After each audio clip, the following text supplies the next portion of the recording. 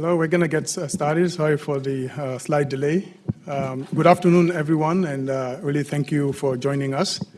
My name is Brahima Coulibaly. I'm the Vice President here of the Global Economy and Development Program at Brookings. It gives me really great pleasure to welcome you to Brookings for this convening, for the official launch of this independent report entitled Collaborating and Delivering on Climate Action Through the Climate Club.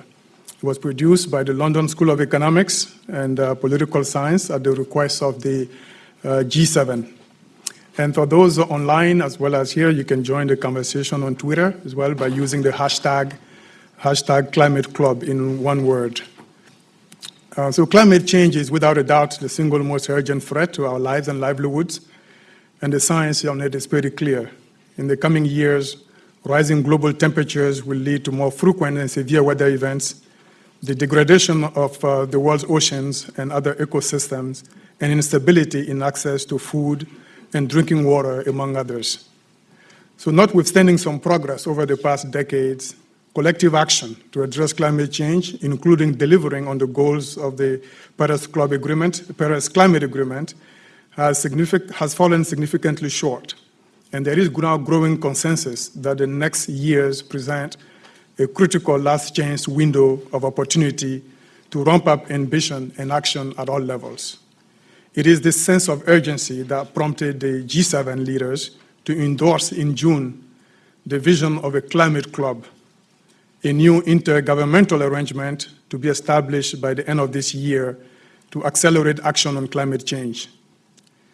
The German G7 presidency commissioned the London School of Economics Grantham Research Institute to prepare this independent report to bring in some independent perspective under the leadership of Nick Stern. The report was discussed earlier today with the G7 finance ministers here in Washington, and it's now been released and available on the website. While the motivation behind the Climate Club is clear and compelling, we know that success is not guaranteed. And the main objective of the independent report is to make some recommendations, including on the design features and governance structure of the Climate Club that would enhance the chances of success. The report recommends, among others, that the membership and the design of the Climate Club be firmly based on the following set of principles. First, it must require that it must require from members a shared commitment to ambition, action, and collaboration. Second, it must be open and offer benefits to countries with different priorities, development circumstances, and policy mixes. And importantly, it must be co-led and co-designed with emerging markets and developing countries from the start, and not the G7 alone. Finally, it must support and not sideline the Paris process and strictly observe international law, including trade laws. This is a really excellent report, and I have to confess that when I first heard of the idea of a climate club in the summer, I had some concerns. The name club itself does not signal inclusion, and it could even be divisive at a time when we need much stronger global cooperation to tackle the global challenges, including climate change. So I appreciate both the rigor and candor of the report on what it will take for the Climate Club to succeed, particularly the emphasis on inclusion and adherence to international law. But the key question on the minds that we should aim to address, among others, is on the unique value proposition of the Climate Club in an environment of multiple initiatives on climate. In other words, what important gaps in the current landscape will the Climate Club help fill? At the event today, you'll get the chance to hear from two of the authors of the report, as well as from a distinguished panel of experts. You will also have the opportunity to ask questions. So let me end by introducing the authors who would present the report. There's Nick Stern and Hans-Peter Lenz. Nick is Professor of Economics and Government and Chair of the Grantham Research Institute on Climate Change and the Environment at the London School of Economics and Political Science. And hence, Peter Lankes is a visiting professor at the London School of Economics and Political Science, and he led the team at the Grantham Research Institute that produced the report. Following the presentation, my colleague Amar Bhattacharya will moderate a discussion. Amar is Senior Fellow in the Global Economy and Development Program and a very close collaborator of Nick Stern, including co-authoring this report. So with that, let me invite then Hans and Nick to the podium for the presentation. Thank you.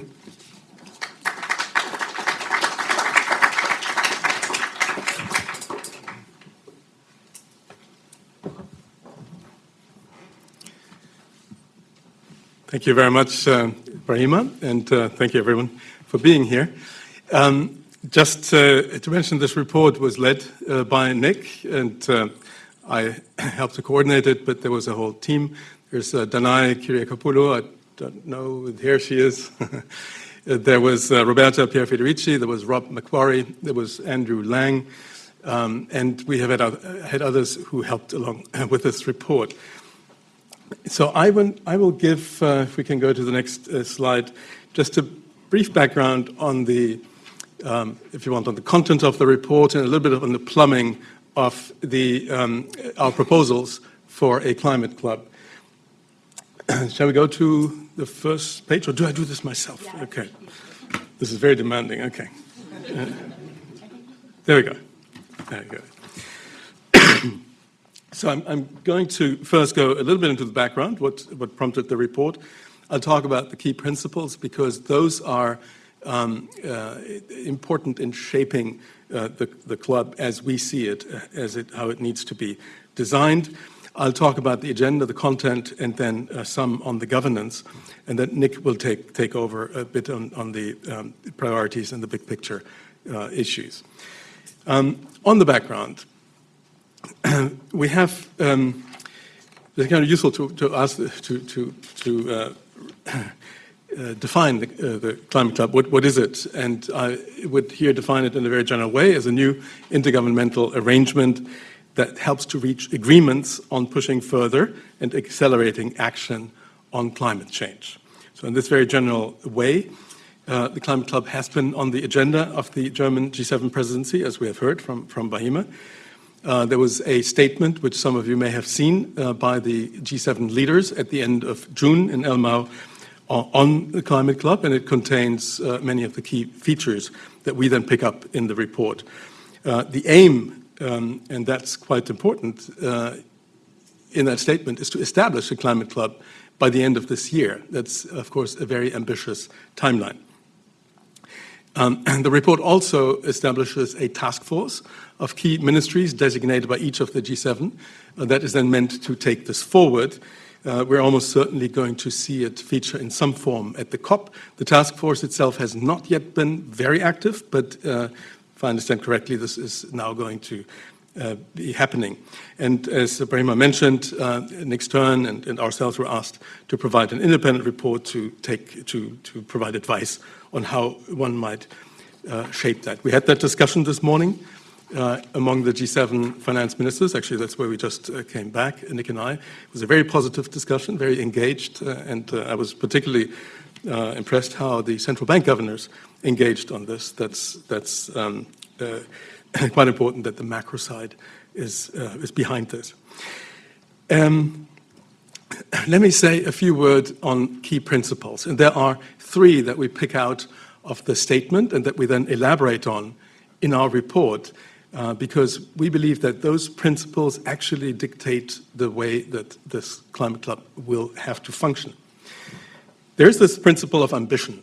Members of this climate club have to be ambitious in terms of their plans, their commitments, and their action on the climate agenda. They have to want to go beyond this, the commitments made so far under the UNFCCC, but then also incorporate them in their commitments at the UNFCCC. In our view, that ambition is probably too narrow. There has to be a broader ambition. This has to be, the climate objectives have to be built into a broader sustainable growth objective. And that in large measure to bring many of the developing countries along. The Climate Club should not seem like a burden-sharing arrangement, which otherwise it fairly easily does. It's a positive narrative. It's a forward-looking arrangement of investment, of innovation, of finance, and collaboration. That's very important in terms of the framing of this report, and it played a role also in the discussion today among the finance ministers. The second principle that we see in the statement by the leaders is the respect for international rules, and there in particular the respect for Paris. This is not meant to supplant Paris. It is meant to support Paris. And that kind of has important implications. We cannot kind of build a large institutional structure here that makes treaties that then sort of are not treaties incorporated in the Paris context. It has to be supportive of Paris. But it also has to be respectful of international trade, and that's important because much of the discussion around climate clubs in the past few years, and we know where it comes out of the literature, but there's also been a lot of political discussion around it, has focused on the trade dimension, has focused on the creation of CBAMs, carbon border adjustment mechanisms, and the like. And there are proposals out there which see a climate club essentially as an expanded form of a carbon border arrangement among willing countries. That then runs into a number of trade issues. And as you will see, this is, in our view, not the way to go, but the respect for the trade regulatory framework has to be built in. Then we have the principle of inclusiveness, and that is loud and clear in the statement by the G7 leaders, an open and inclusive club. What it means, though, is it goes further than perhaps is obvious from the G7 statement. In our view, inclusive means that there has to be inclusion of different types of policies as well as of different types of countries. And that means recognizing that countries pursue their own policy mix in trying to achieve their climate ambitions. Some of those are more based around price approaches. Others are more based around regulatory or sector approaches. And we want all those countries that have ambitions, even though they pursue different policies, to be able to come together in this club. Otherwise, we're not going to achieve critical mass. We're not going to achieve a club that will wield the kind of traction that we need. So we need those countries to be able to be in there, and therefore we cannot fully harmonize. We cannot make it the aim of the club to harmonize policies. That is just not realistic. It's not going to work. There's also inclusion in terms of the rationales for the club. And countries will have very different motivations for joining. The original Nordhaus idea was that the rationale was a collective action problem, and you needed a kind of sanctions mechanism in order to get countries to collaborate. But there are many other motivations that countries might have to join, and some might be collaborative motivations. They want to capture coordination synergies, in particular when we talk about sector adjustments.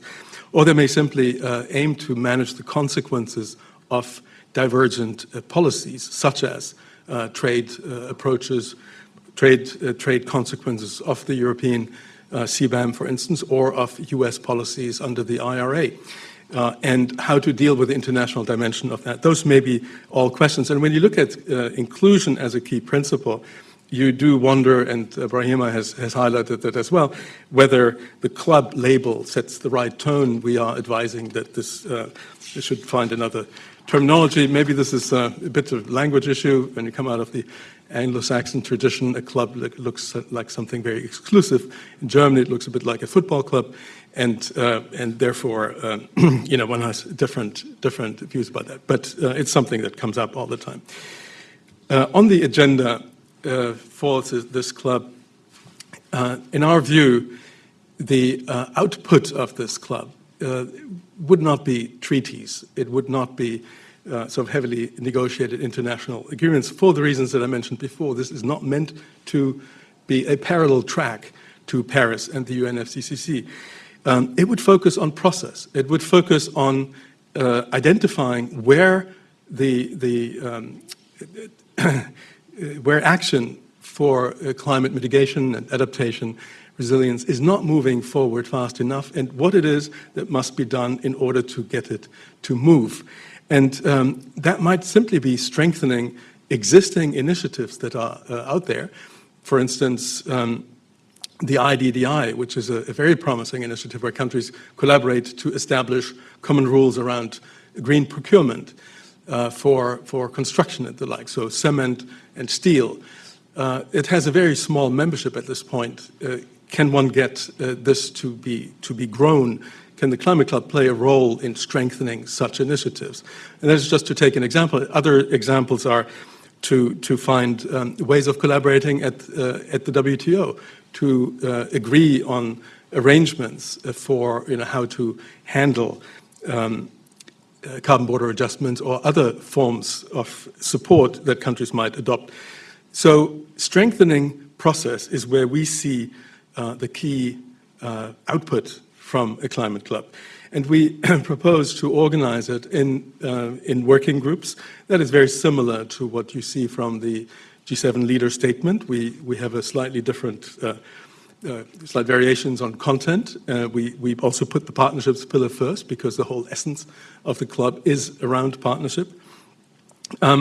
And I'm not going to go into the detail here, but there is a wide range of issues that we could see working groups under such a club addressing based on an identification of where the weaknesses are in the current system, in the current processes that would have to be strengthened.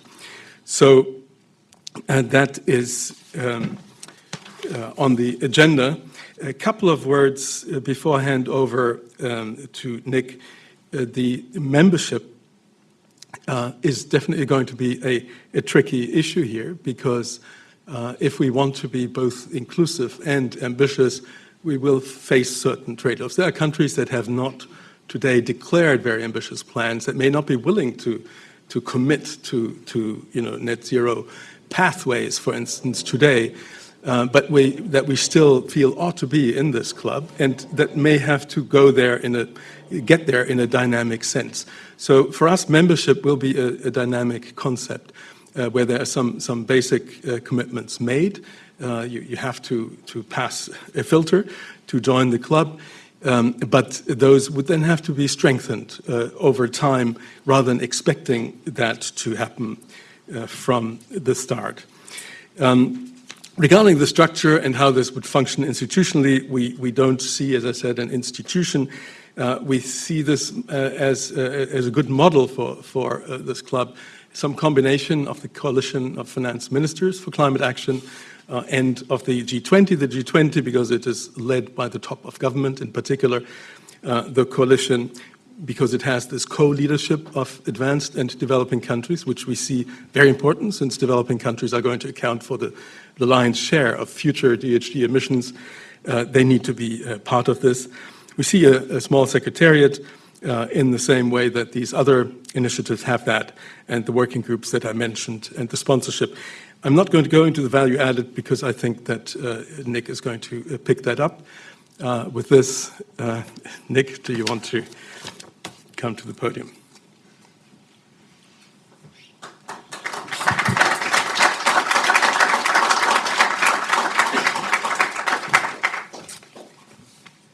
Thank you very much, Brahima Brookings, for having us here. And thank you, Hans-Peter, for leading the team that produced this. I don't know, Dana is clear here. Are any others from the team actually here? No. Well, we send our thanks to them. Maybe they're listening somewhere in the UK or in some pub in the UK in the evening. What I wanted to do was to try to share with you the slightly more political pitch that we put to the G7 finance ministers and central bank governors just now, and indicate some of the reactions. I'll do that with the appropriate discretion without revealing too much, but indicating some, or giving some picture of where the kind of questions and discussion were going. And we offered it up in terms of motivation, why and why now, The principles which Hans-Peter has already set out, and some of the practicalities of beginning the work on implementation, but based in large measure on those principles. Well, the first thing, and it's crucial to keep pressing it whenever we talk about climate, is urgency and scale. And it's too easy for finance ministers to say, well, it's all very interesting, but there are other demands on the budget, and, there's this politics stuff, and can't move too quickly, and you end up with incrementalism in a subject where that's fundamentally dangerous. And so that's the way we started and reminded them of Pakistan and the rivers of Europe and the rivers of China and Hurricane Ian and so on.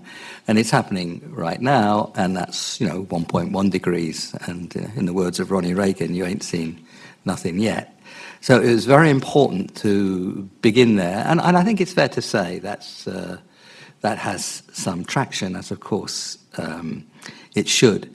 But on top of that, of course, as we all know, the space for keeping 1.5 degrees within reach is narrowing, and that is, on top of what we're already experiencing, key to the urgency. So that's where we began.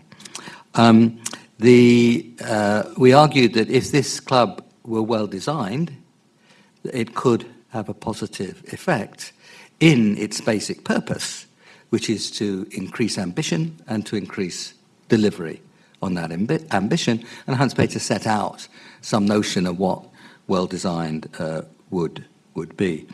He's already set out the principles, so I won't repeat them, but in illustrating what they could help us with, the positive narrative story of this is basically the growth story of the 21st century, we emphasize that it's also very important for recovery and energy security. They'd just been discussing Ukraine, so they were quite sensitive to those issues, well, of course, as they should be.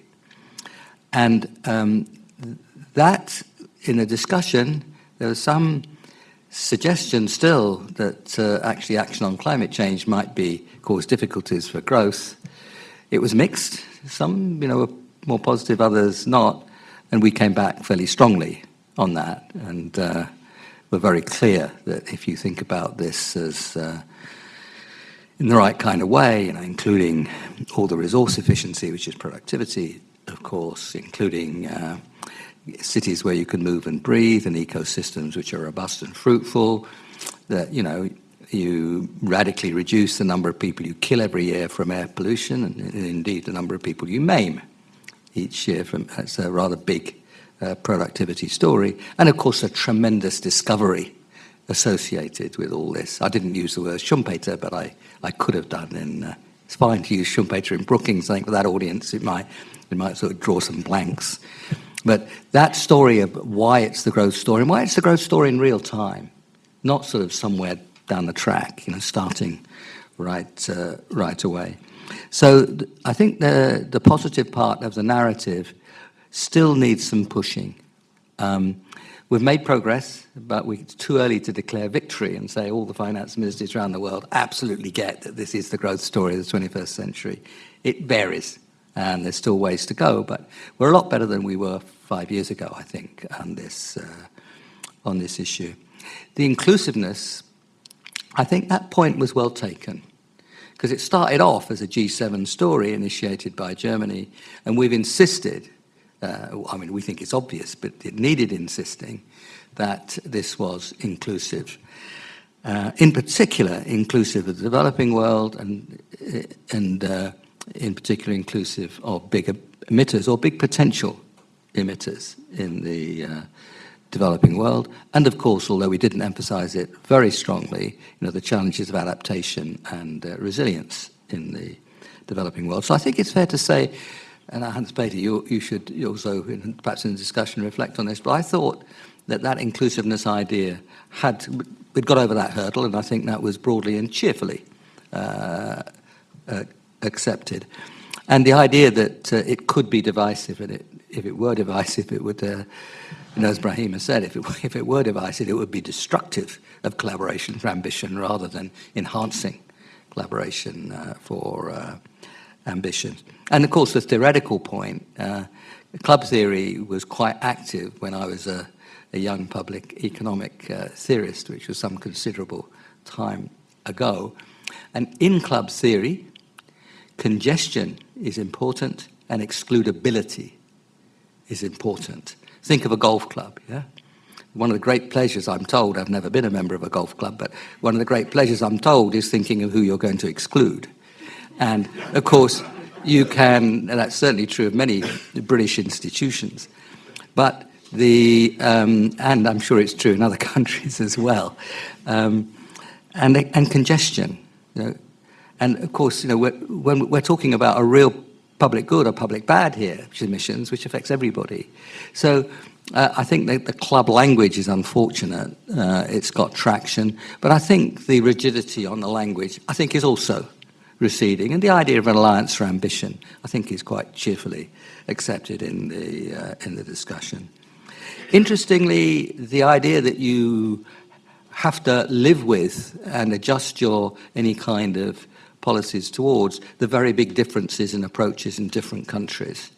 That, I think, is also fairly readily acceptable.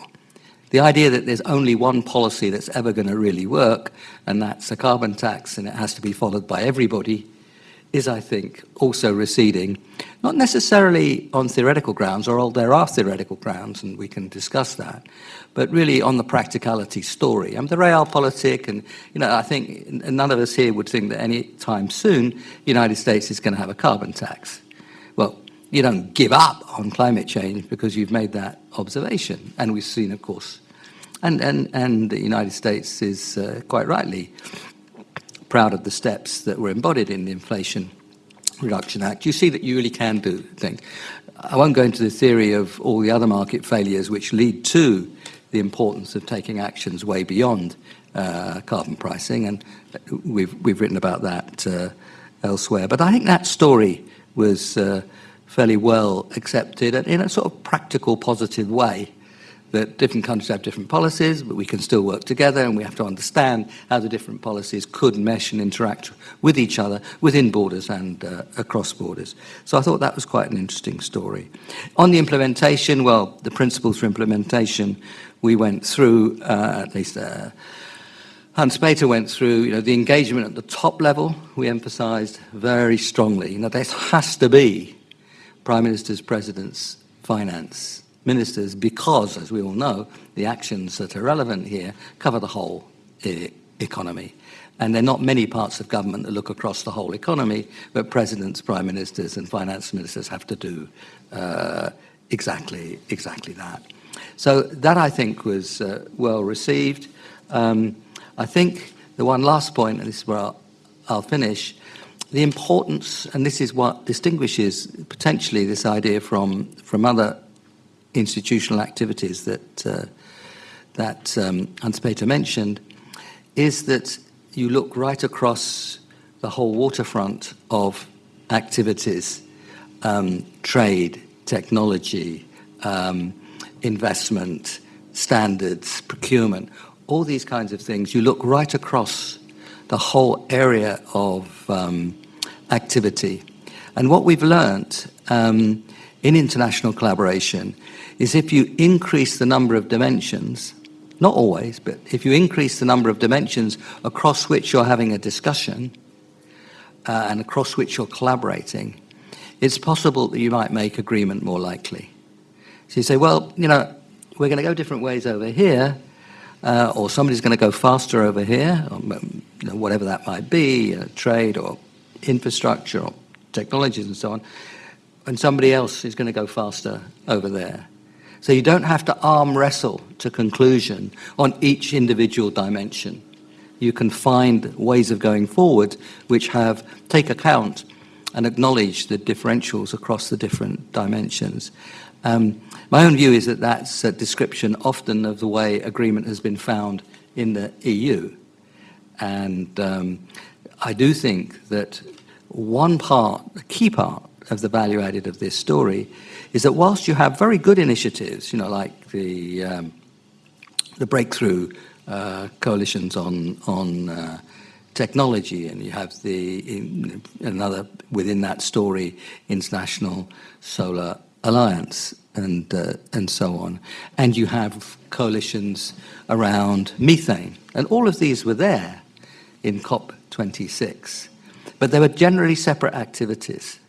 But if we could have a place that you can discuss the whole shooting match, then it seems to me that you can find ways of moving together more cheerfully than if you just arm wrestle on each individual one.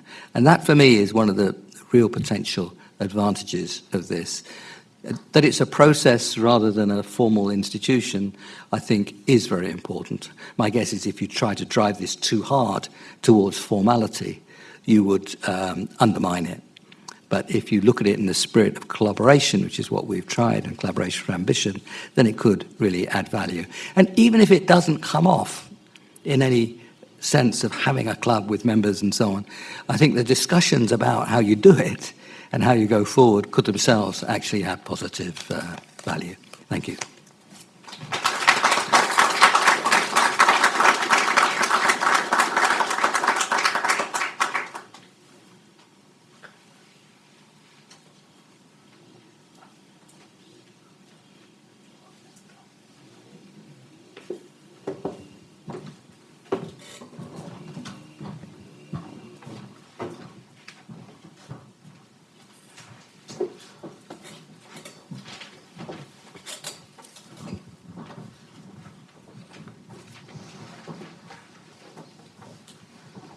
Thank you, everybody.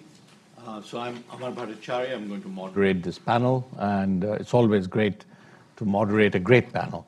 So I'm privileged to have three people here who know the subject matter well, but who bring very, complementary perspectives, or let's say, vantage points that are somewhat different. So let me begin by introducing them in the order they are sitting. Stephanie Siegel, she is a senior fellow in the economics program at CSIS. She's very familiar with this topic that we are discussing, but she has a wide range of interests covering climate, but also China-US relations, international financial institutions. She's been at the US Treasury as co-director of the East Asia program and also at the IMF. Sitting next to her is Jan Sinha, now I think a good friend, who is currently Member of Parliament and also chairperson of the Standing Committee of Finance of the Indian Parliament. He served in the Council of Ministers from 2014 to 2019, including as Minister of Finance, State Minister of Finance. He's been very active, actually, on the issues of the Climate Club, as we will hear, from the vantage point of developing countries. And last but not least, Jürgen Sattler, whom I have known for a few years, let's put it like that, who is currently the Director General in the Ministry of Development, BMZ in Germany, and therefore a key person on the climate and development agenda together.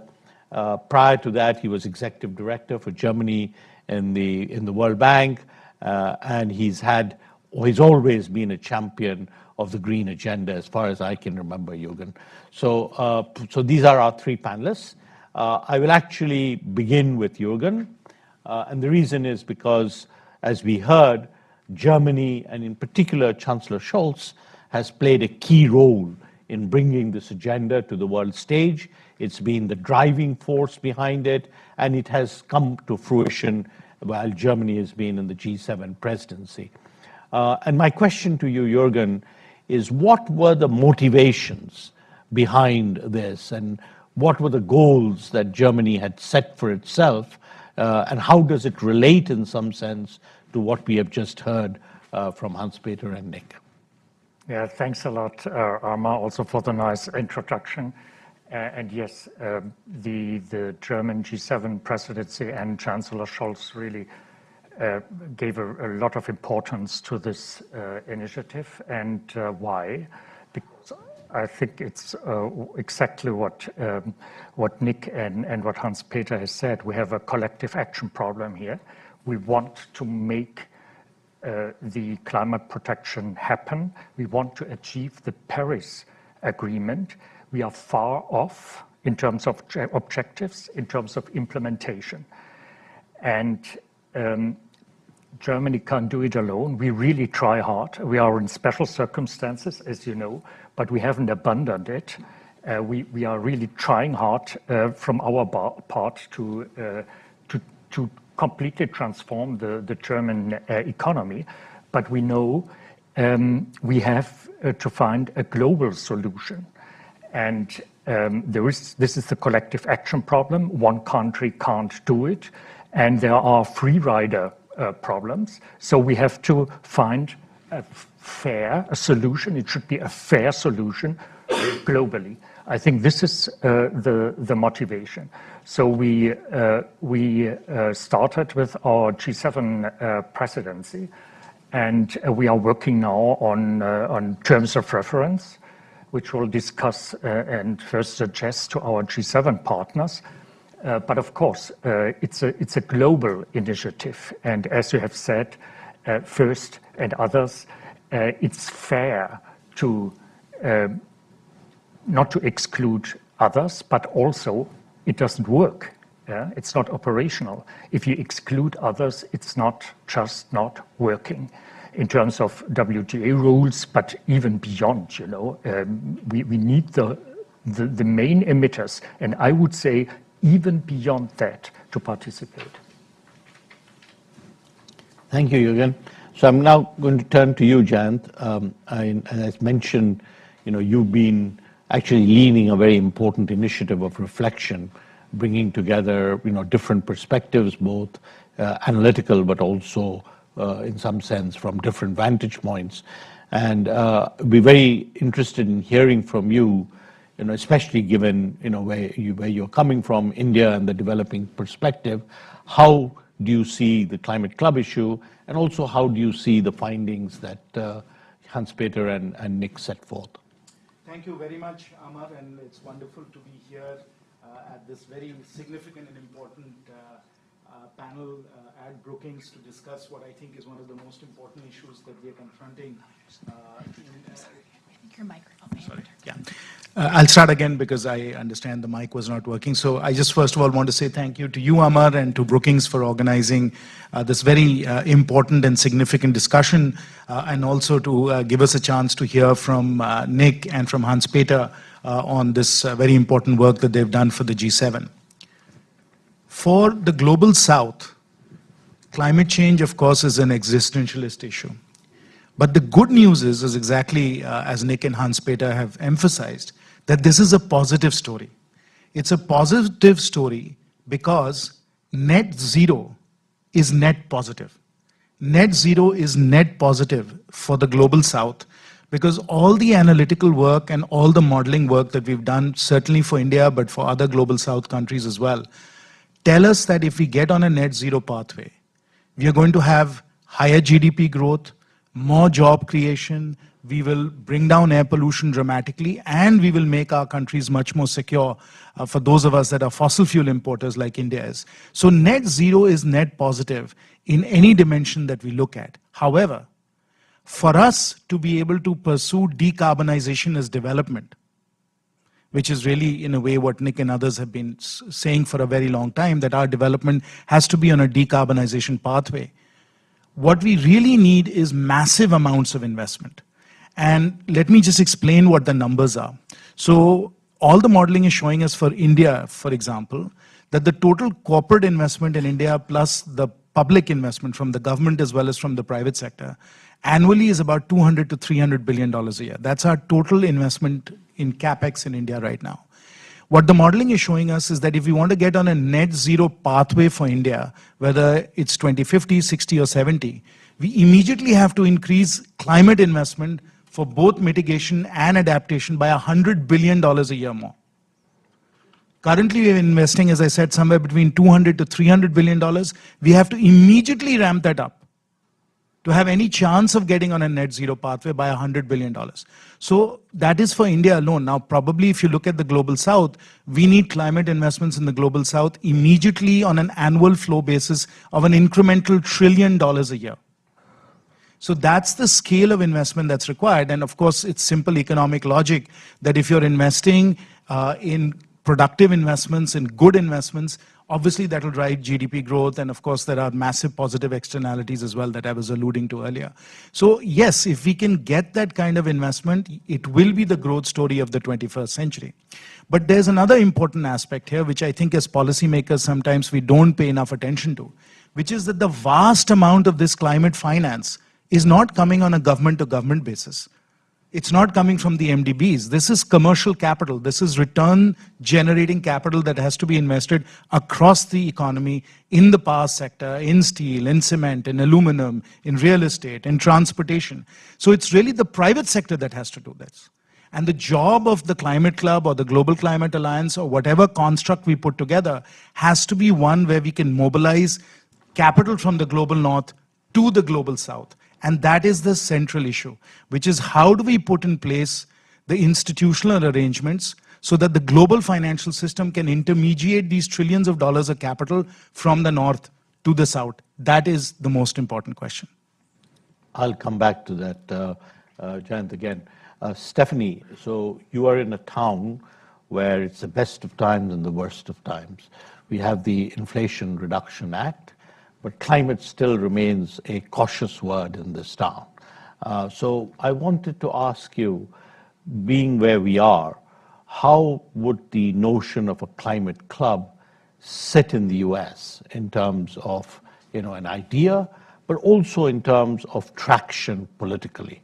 Is it something, it's fair to say that the Inflation Reduction Act is really a major contribution to exactly the objectives we set. But, the notion of a climate club with all these objectives, would it really go far as the US is concerned? Right, and I'd like to go back to the comment that Jayant made as well.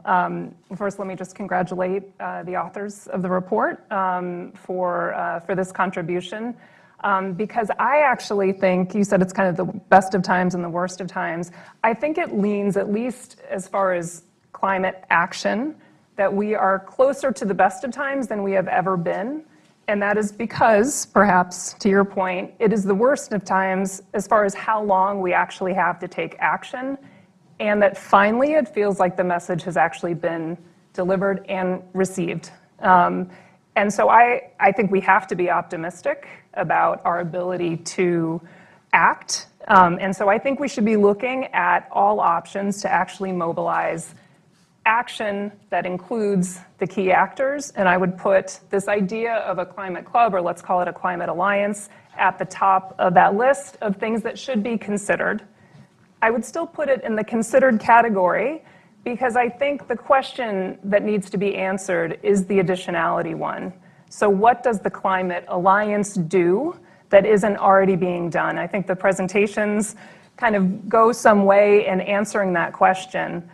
In the report itself, there's a description of the various actions that the club or alliance could take, among them kind of addressing where there are polity disparities. I think that's a nice way of saying where there are problems or disagreements among the key actors.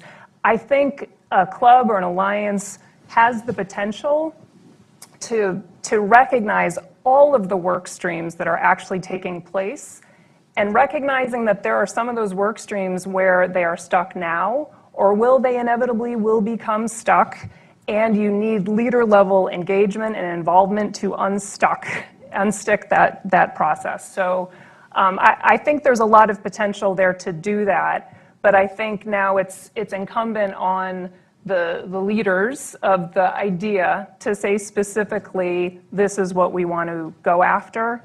I think the idea of having a process-focused alliance is very smart, because that allows for flexibility and recognizes that the problems that leaders need to address will evolve as we make progress toward, hopefully, our 2030 and 2050 goals. Thank you, Stephanie. Jürgen, I'm going to go back to you. You started talking about, next steps, but more in a process sense. I wanted to ask, there are two messages that I take away. One is, you said it yourself, that this enterprise will not succeed.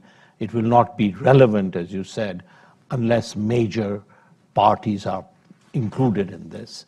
And of course, since most of the future emissions are going to come from emerging markets and developing countries, they have to play a central role in this. What are the plans that you have really for engagement of the big players?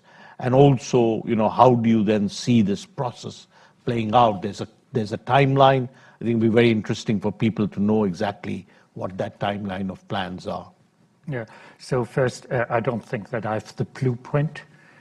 We are still early days, and we are still discussing between and amongst the different government departments. But I think there is a general understanding that the whole process has to be inclusive. I think it's not.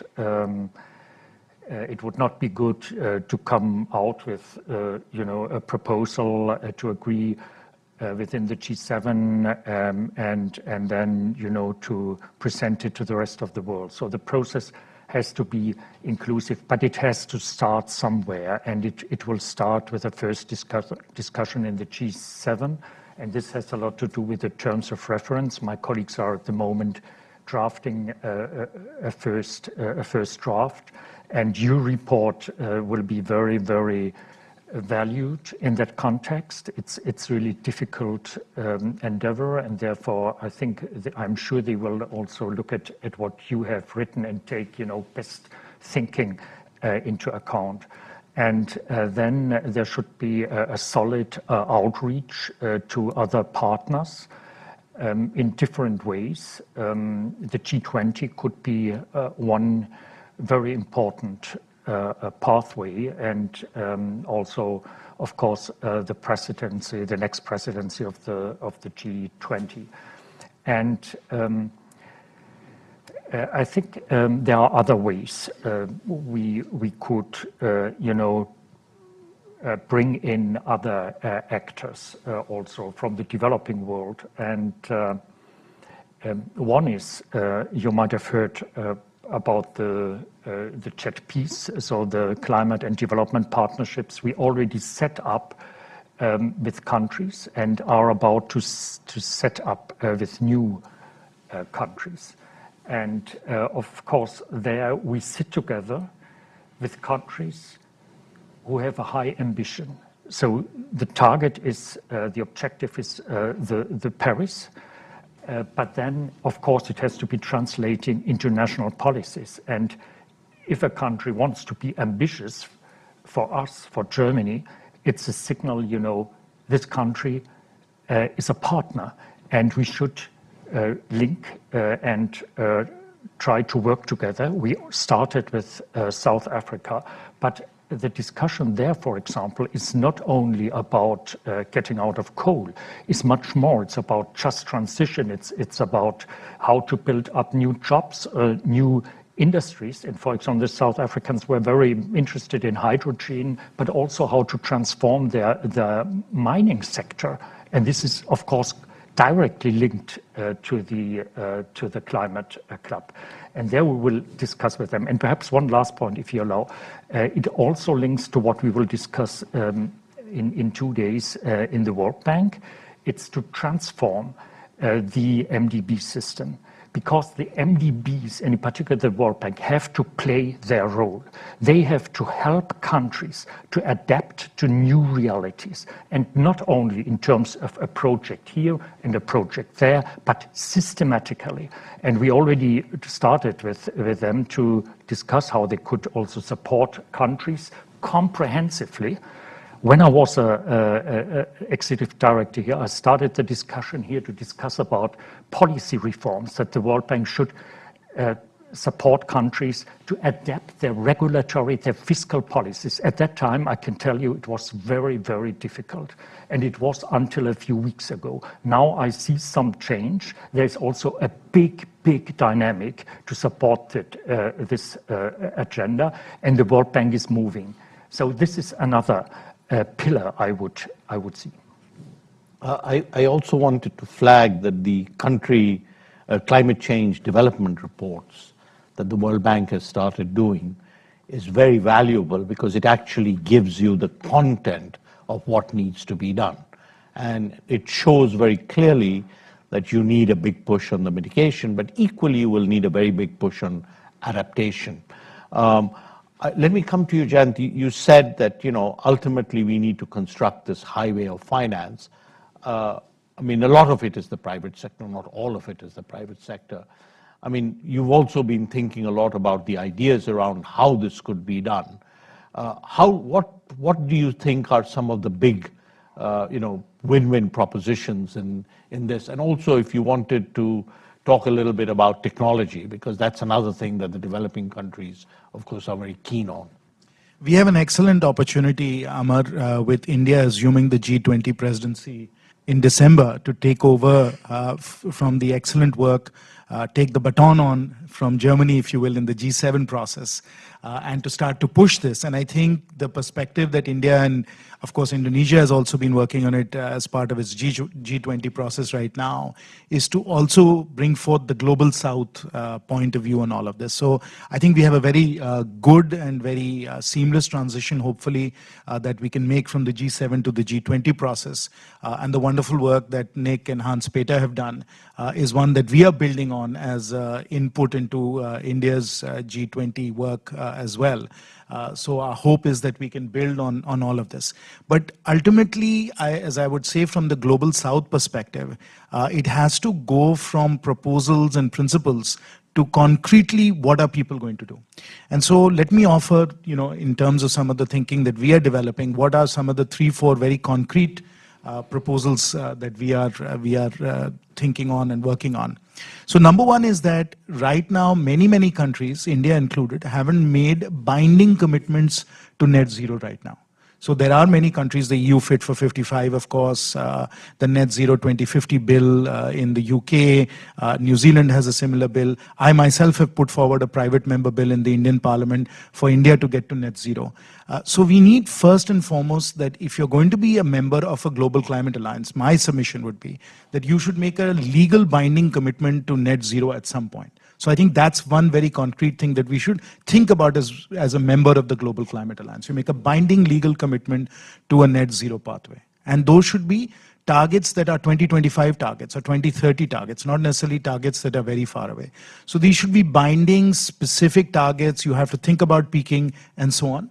And I speak as an engineer, right? So I'm very focused on numbers and hard commitments. So that's one. Number two, I think what is very important is we have to figure out how the financing is going to work. And here exactly as Jürgen was saying, the MDBs have a very important role to play. And my own belief, again, having worked in the financial sector extensively and obviously as an investor, private sector investor, is that today, if I'm in the Global South, my cost of capital is extremely high because I bear a lot of systemic risk. I have currency risk, right? I have policy risk. I have climate insurance that I can't get. So can we use the MDB system to be able to take the systemic risk out of the equation? So if I'm an Indian steel company, if I'm investing in green hydrogen or if I'm decarbonizing and my cost of capital is 22, 23% in rupee terms, can I bring it down to 6 or 7% USD? Right? If I can, then I can make certain investments I wouldn't be able to. So how do we bring down the cost of capital, long-term currency hedging, blended capital instruments, climate insurance, etc., first loss guarantees? What are the kinds of instruments that we can get the MDBs to be able to deliver so that I can bring down the cost of capital and make these green investments happen? That's a second very concrete thing we have to work on. And then the third one, of course, learning from Hans-Peter and all the work that they've been doing, is on sectoral pathways. So can we bring working groups together? Let's say the global steel industry decides, okay, all of the major steel producing countries of the world decide this is the pathway for carbon per ton of steel. This is the pathway for carbon per ton of aluminum. and on and on and on, right? So that at least the major emitting countries can agree on these sectoral pathways, because it's going to be very difficult to get a carbon price, a global carbon price, a global carbon market. So let's be realistic and say, let's work sector by sector through some of these working groups to see whether we can get alignment on that and avoid and offset the issue of a CBAM, which, by the way, the EU is completely committed to right now. So how do we manage and finesse that set of issues as well? So for me, these are three very practical things that we need to think about. What are the legal binding commitments for decarbonization? How do we get the money to flow? And what do we do sector by sector to enable this global climate alliance to really take shape? Thank you. Thank you very much for those perspectives. Stephanie, I'll just close with you with two aspects in the kind of means side. So one clearly is carbon pricing, and indeed a lot of the discussions, as you know, on this started with carbon pricing, but we know that it's not the only instrument, but how does one think about carbon pricing in the club? And the flip side of it, how does one think about commonality of standards, for example? How does one bring these elements as means in some sense to drive acceleration of ambition?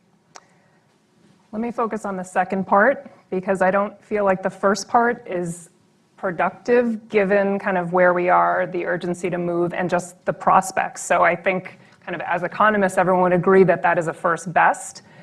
And yet here we are. In the US, we've moved ahead, obviously, with the IRA, and that was largely based on incentives. And that gets to the point of how you actually mobilize private capital. The number that you gave for emerging markets of $1 trillion a year, I heard this morning over at the IIF, $3 trillion a year. But we're actually looking at the global economy, the largest emitters being a combination both of advanced economies and emerging market economies. And when we start talking about the entire global economy out through 2050, we're talking about hundreds of trillions of dollars, and you only get there through private capital mobilization. So the official sector has a very important role to play, in part working through the MDBs, through their interventions, but also how those interventions can advance standard setting and transparency and reporting. And I would link that then to what's needed for private capital mobilization, which is already happening, but to really happen at the scale that we're talking about, standardization of what ends up being reported so that both companies and investors in those companies know how to manage toward investments and operations that actually meet these climate goals. So that would actually be an area where I would prioritize efforts on the standard setting side. And there are a lot of standards to be discussed, so there's going to be no shortage of work. But I think that is a really cost-effective way to get the capital at work that we need. Thanks. I would also add to that, real standards like, phasing out of internal combustion engines. This is the kind of thing that a climate club really can come together on. So also, standards for buildings, standards for lots of things where, because the complementarity between, as you said, carbon pricing is not going to happen at the pace that we need or at the level that we need. So you have to use multiple instruments. So I'll leave it at that. With that, let me just turn it over to the audience. We have about a little less than 15 minutes for Q&A. And if you could raise your hands. And if I would like to just point out that this is really, you should keep your comments to the minimum, really kind of questions to the panel, and look forward to a good exchange. Please go ahead. Please identify yourself before. Certainly, yes, Mar, thank you. My name is Sophie Smith. I used to work with the World Bank, then went into academia, and now work on climate finance in a variety of capacities. First, I'm really excited about the club. I hate the name club, but I'm really excited about what you're doing, and I think process is absolutely the way to go. Thank you for the extraordinary work and vision that has gone into it, to the report, and that we've heard summarized here today. The question I wanted to take up with all of you actually relates to what you mentioned at the end there, Stephanie. The idea that we're looking at the MDBs as a way of mobilizing funding for the developing countries, but if we look at things on a global level, we need trillions, at a global level. And one of the frustrations I suppose some of us might have with respect to the MDBs is this artificial dichotomy between developing country and developed country needs. And the sort of breakdown doesn't work so well anymore, and certainly doesn't work in climate change. So I'm wondering if there's any thought in your climate club deliberations to encourage or think about MDBs creating financing instruments that apply both to the developed and developing countries, and that actually amortize the risk amongst them. Obviously, multi-peril catastrophe bonds are one such instrument, but that they're just one of many instruments that could be used if the treasuries of these institutions were unleashed and mandated to think creatively. EIB is ahead of the game on this, but we need the other MDBs, I think, to start thinking that way, because clearly financing instruments at the financial markets level have enormous potential to get private sector capital where it's needed. I'm just curious to know whether that's part of the thinking. Thank you. Thank you. Let's take a few more questions. Gentleman in the back.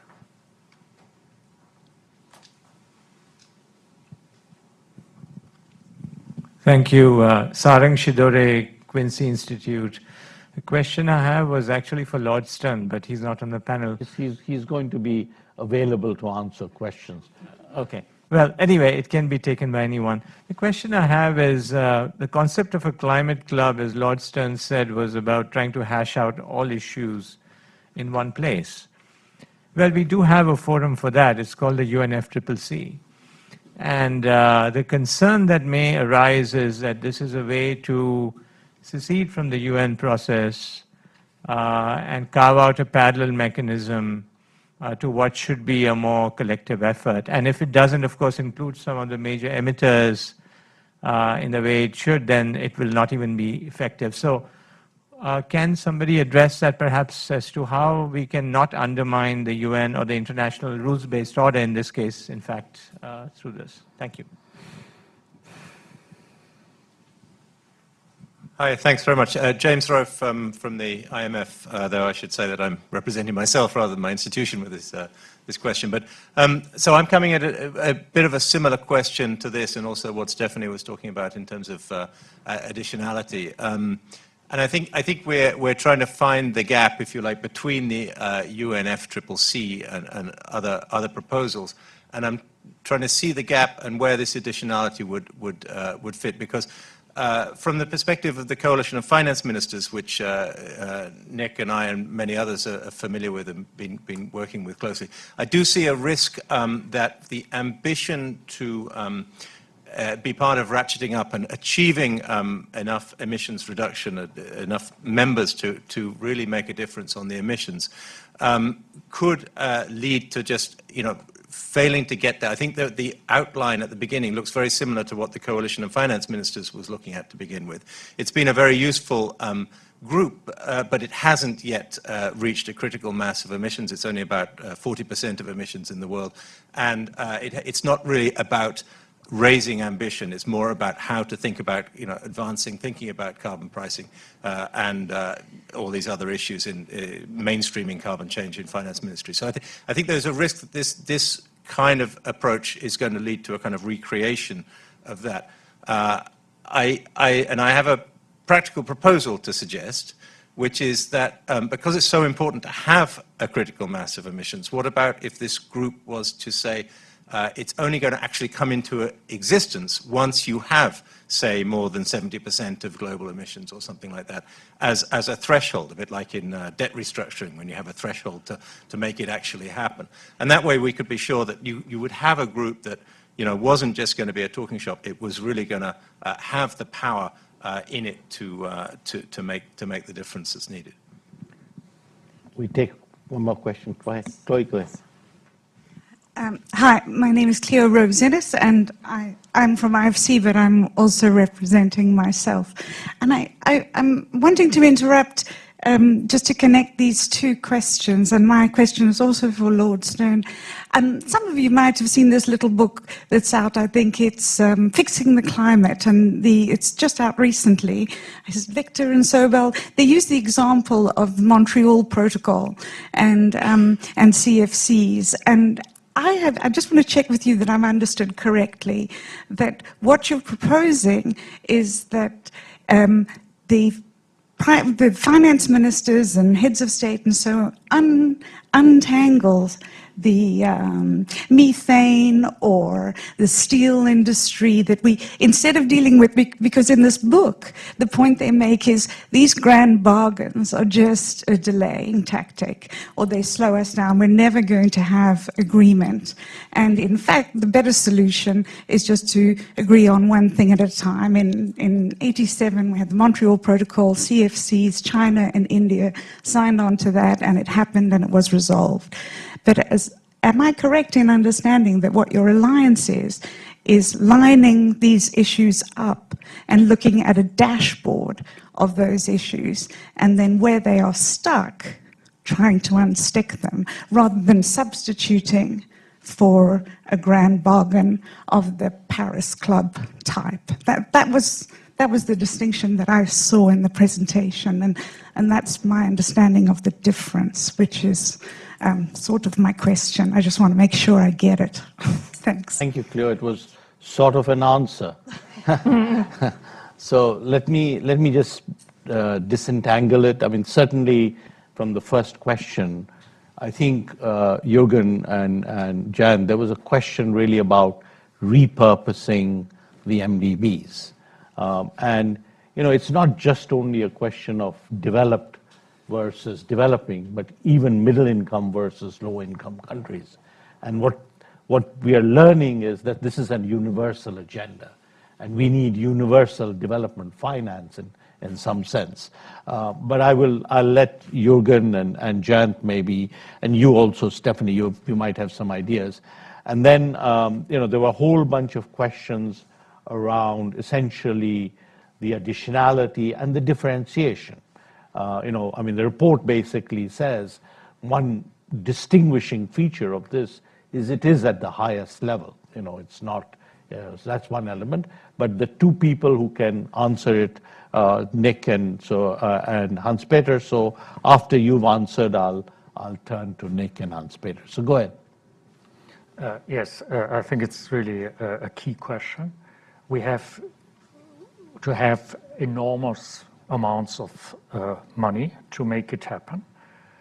We have the numbers, but it doesn't mean that we have to, that this is climate finance, public climate finance, or publicly mobilized climate finance. Nowadays, we know that renewable investments are competitive in many places. So these investments have to be financed by the private sector. But we have to make it happen because there are some bottlenecks, there are some constraints.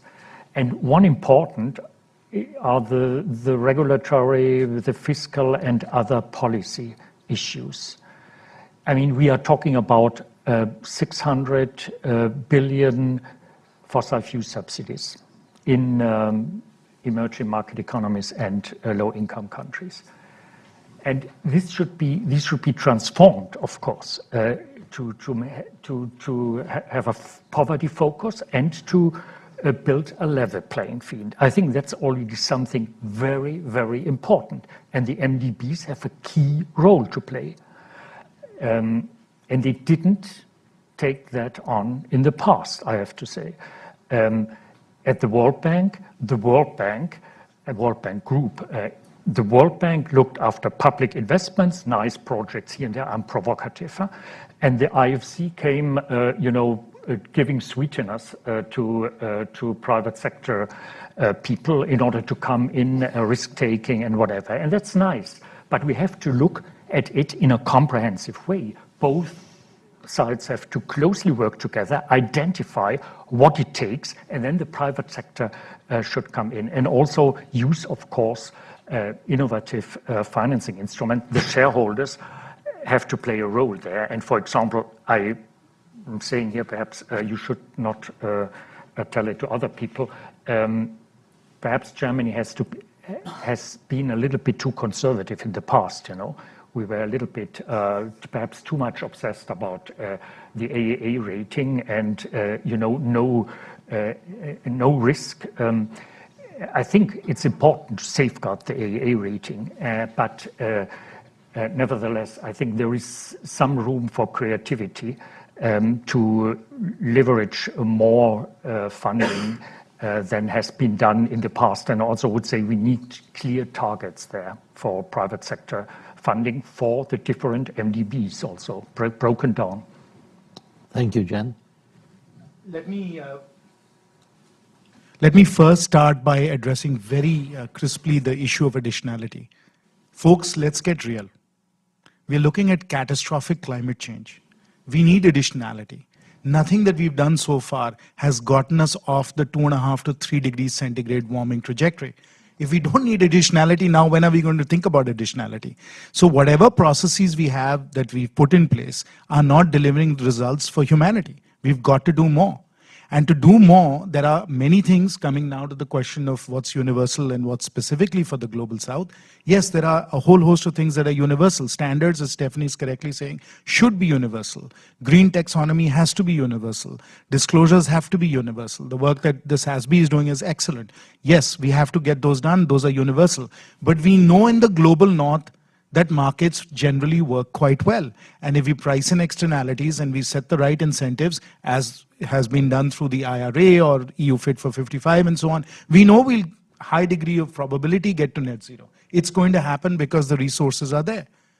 But that's not the case in the Global South.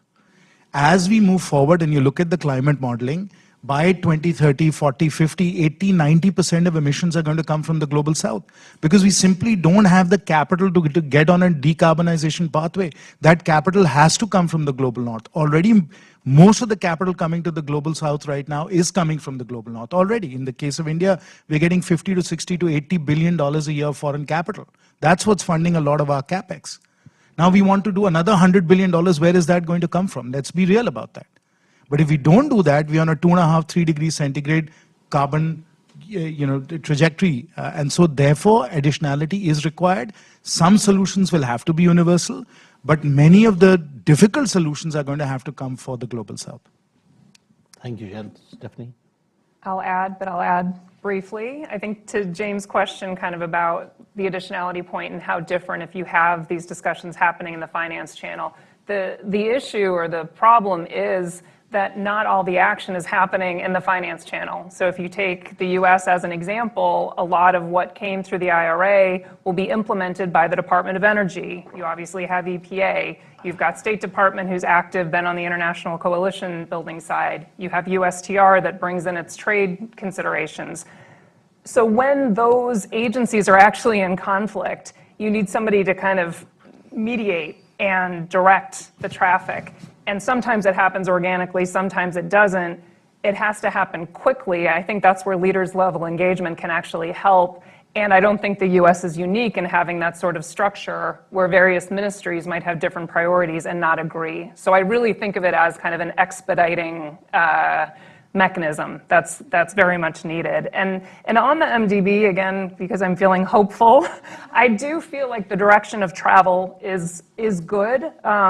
Secretary Yellen's speech last week, where she actually raised the prospect of concessional financing to middle-income countries, that was new. That is a positive sign. And also, I think announced last week was an expectation for a plan by the end of the year, which might be too incremental, but it is basically asking the World Bank to look at its climate finance activity, and all the MDBs have their targets.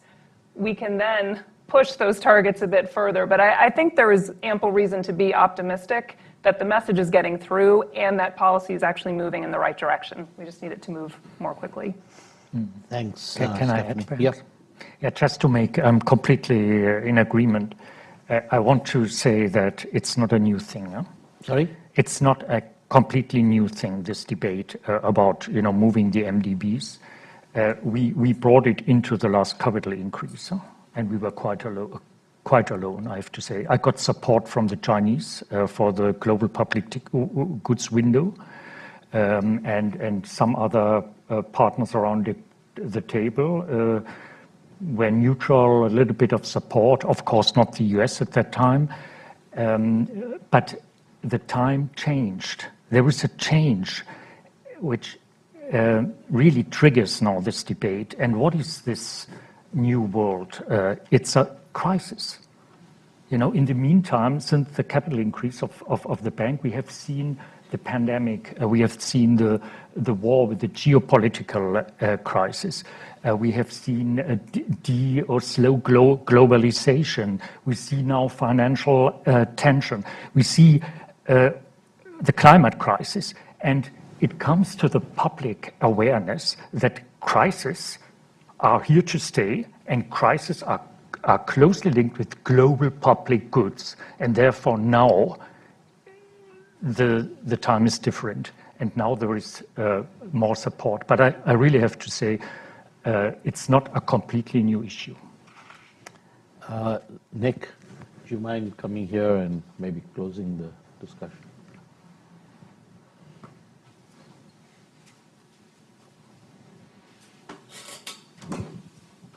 A number of the answers I might have given have already been given.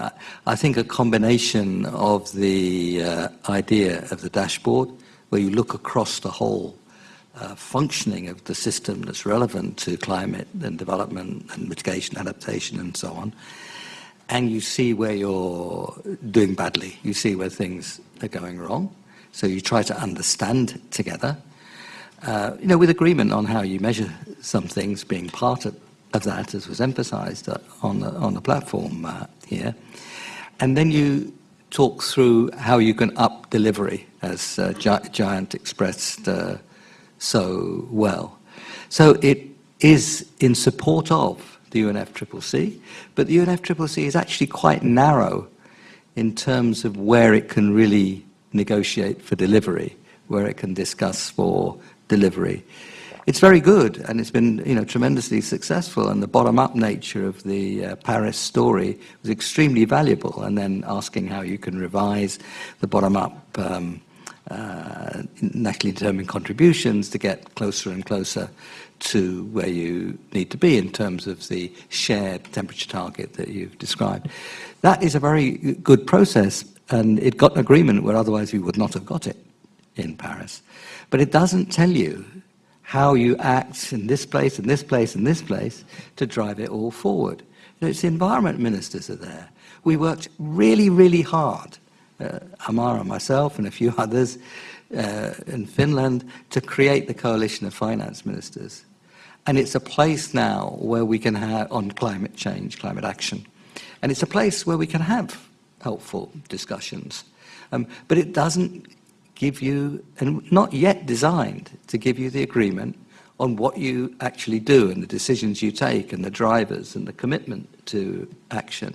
This kind of story would be an understanding amongst those who have climate ambition that we need to get the different parts of the system really moving, particularly the ones that Giant described, and how do we get together to make it happen. It's totally supportive of the UNFCCC. It's absolutely not diversionary from the UNFCCC. The High Ambition Group in Paris, which kept 1.5, and rightly so, on the agenda, was an informal alliance in a particular political environment that worked quite well. But that was an alliance on ambition. We had an alliance on ambition and an alliance on delivery. And that's where it seems to me that this could, as the High Ambition coalition did, fire up the ambition, but this could fire up the delivery within the context of the UNFCCC. It's all about the UNFCCC. I probably shouldn't go on about the MDBs. Since, I think we'll leave that. I do think Stephanie said it, that there is now a kind of a positive momentum around the MDB agenda. And so with that, I just want to bring this to a close. I want to start by thanking Brahima Coulibaly for leading the Brookings climate work here. And I want to thank particularly my colleagues Nick Stern and Hans-Peter Lankes this journey has been a very interesting one. Those of us who have been discussing it have found the learnings quite, I would say, debatable. There's a lot of debate material here. And I really want to thank this excellent panel. This is the most important issue in the world. And so, I love to see the energy of this panel. And I'd really like to thank the audience. And if we could all join me in expressing some appreciation for the presenters.